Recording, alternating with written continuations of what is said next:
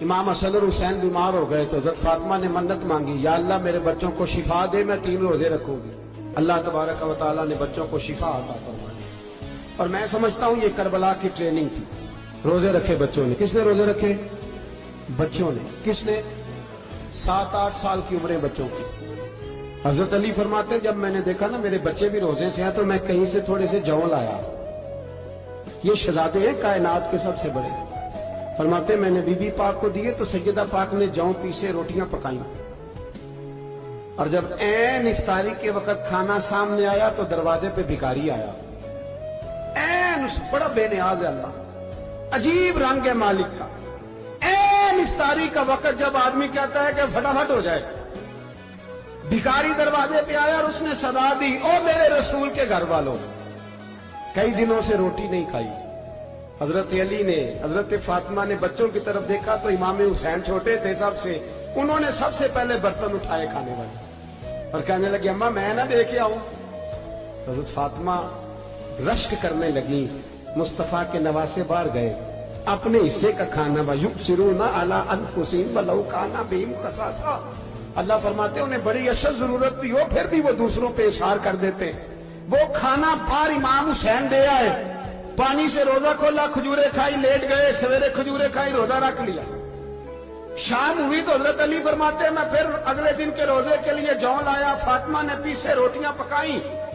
2 دنوں کی بھوک تھی پر مالک تو بڑا بے نیاز ہے۔ آزمانے پہ آیا تو اس رنگ میں عین افطاری کے وقت دروازے سے آواز نکلی اور مانگنے والے نے کہا کہ بھوکا بھی ہوں اور یتیم بھی ہوں، یتیم ہوں۔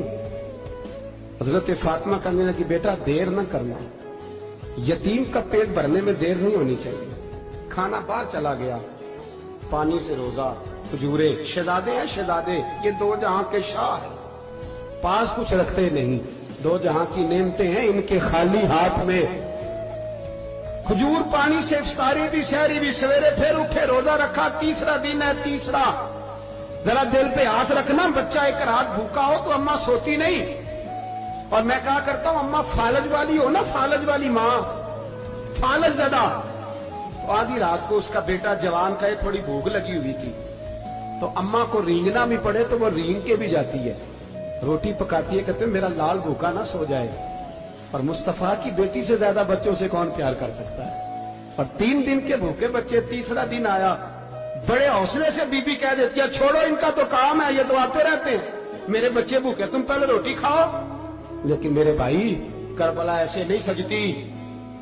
یہ جو برگر کھا کے ناراض ہونے والے بچے ہوتے ہیں یہ میدانوں میں نہیں نکل پاتے، ان کے لیے مشکل ہوتا ہے۔